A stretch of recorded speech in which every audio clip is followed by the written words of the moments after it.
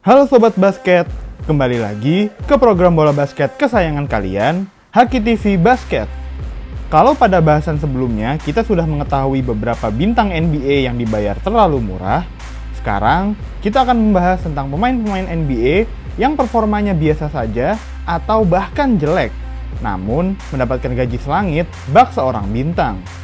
Hal ini biasa terjadi karena tim-tim NBA terpukau dengan performanya di masa lalu, namun sang pemain tak bisa melanjutkan permainan apiknya tersebut kembali. Inilah pemain-pemain NBA dengan kontrak overpaid pada musim 2023-2024. Tobias Harris adalah seorang pemain two-way dengan kemampuan bertahan yang cukup mumpuni dan serangan yang sama baiknya. Setidaknya, itulah yang ada di pikiran para petinggi Philadelphia 76ers ketika memberikan kontrak cukup panjang bernilai tinggi kepada Harris pada 2019 lalu.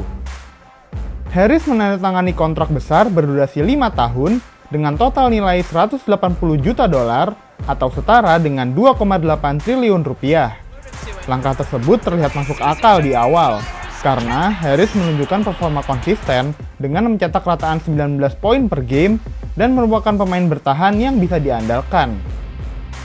Namun, ketika ia menandatangani kontraknya, banyak yang mempertanyakan langkah 76ers yang justru membayar mahal Harris, namun merelakan Jimmy Butler pergi ke tim lain. Butler berhasil membawa Miami Heat lolos ke NBA Finals.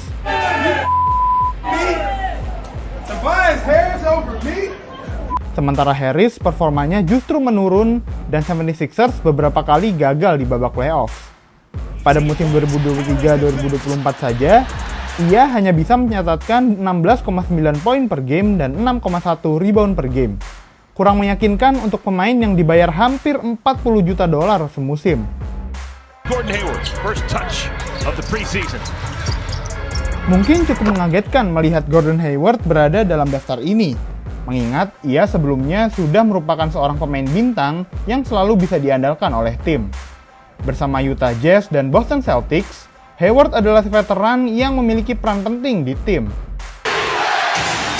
Hayward, 2 seconds left. Now you do.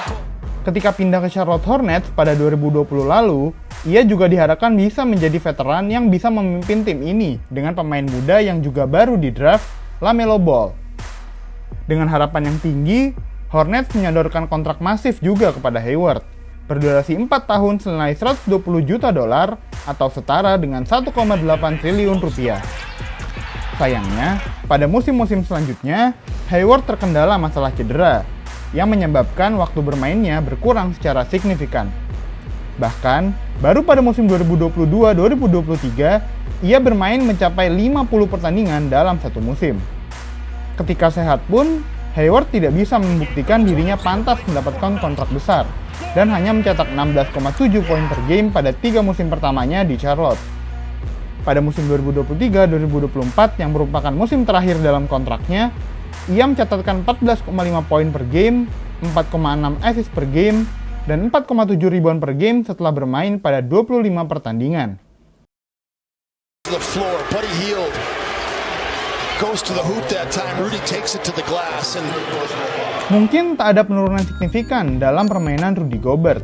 Namun ketika telah menandatangani kontrak besar dan kemudian dipindahkan ke tim lain, bisa jadi ada sesuatu yang salah. Hal itu terjadi pada Gobert yang telah menandatangani kontrak Supermax bersama Utah Jazz. Tak heran Jazz menawarkan kontrak besar kepada Gobert. Ia adalah pemain yang mendapatkan gelar Defensive Player of the Year sebanyak 3 kali dalam karirnya. NBA Defensive Player of the Year is Rudy Gobert.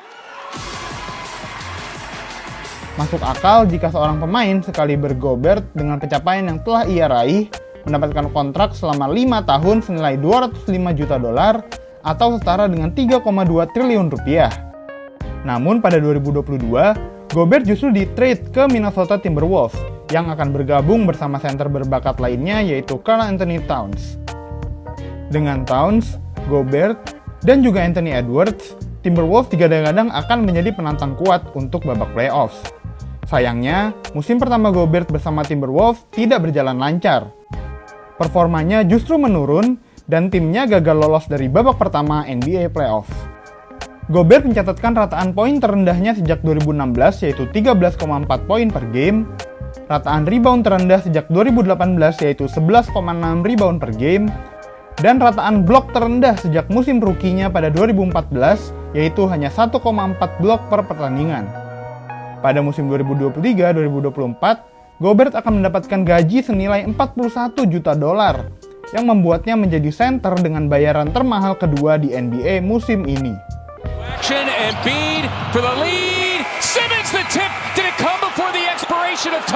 Ben Simmons, Rookie of the Year, NBA All-Star, NBA All Defensive Team, dalam sekejap permainan tersebut seolah hilang darinya.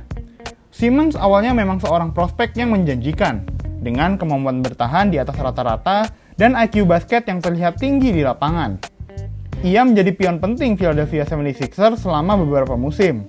Namun memang ada beberapa aspek dalam permainannya yang kerap menjadi pertanyaan. Ia tak percaya diri ketika mengambil tembakan 3 angka, dan pengambilan keputusannya kerap menjadi pertanyaan.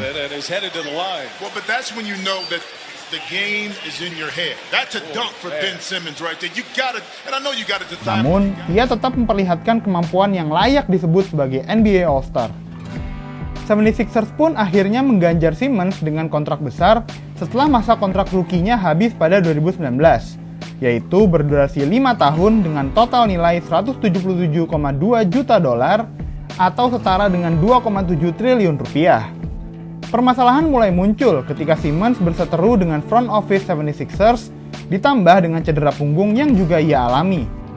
Ia sama sekali tak bermain pada musim 2021-2022 dan akhirnya 76ers melakukan trade yang mengirim Simmons ke Brooklyn Nets, bergabung bersama Kevin Durant dan Kyrie Irving. Sayangnya, Simmons terlihat tak bermain seperti dirinya sendiri.